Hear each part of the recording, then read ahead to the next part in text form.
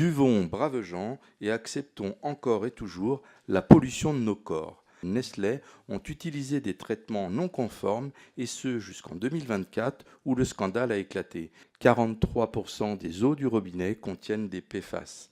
Et si l'eau que vous achetez en bouteille ou celle qui coule de votre robinet n'était pas aussi pure qu'on vous le laisse croire, à l'Assemblée nationale, un député vient de lever le voile sur une vérité glaçante. D'un côté, le géant Nestlé est accusé d'avoir utilisé des traitements non conformes pendant des décennies, avec, selon certains, la complicité silencieuse de l'État. De l'autre, une enquête révèle que près de la moitié de notre eau potable est contaminée par des polluants éternels, ces substances toxiques qui ne disparaissent jamais. Entre tromperies organisées et factures de dépollution qui explosent à 12 milliards d'euros, pourquoi a-t-on laissé ce scandale s'installer? Écoutez bien l'intervention de René Pilato, elle va changer votre regard sur votre prochain verre d'eau. Rappelons que la pollution de l'eau contribue à la multiplication des cancers, les plus jeunes étant de plus en plus affectés.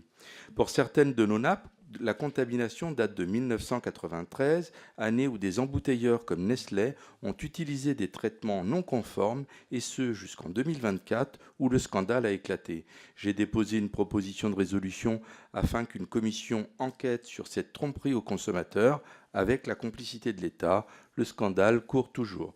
En 2020, la Cour des comptes soulignait l'échec des plans éco-phyto malgré la mobilisation de fonds publics importants et appelait l'État à influer sur les modes de production des filières.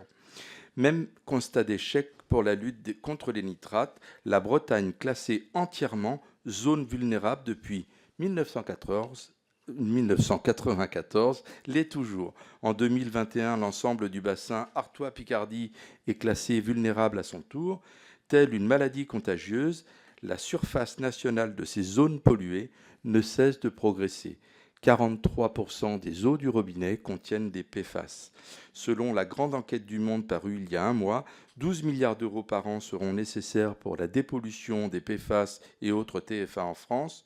Le coût de ces traitements sont uniquement dans la facture des usagers, car depuis des années, le gouvernement est attendu sur une réforme du principe pollueur-payeur.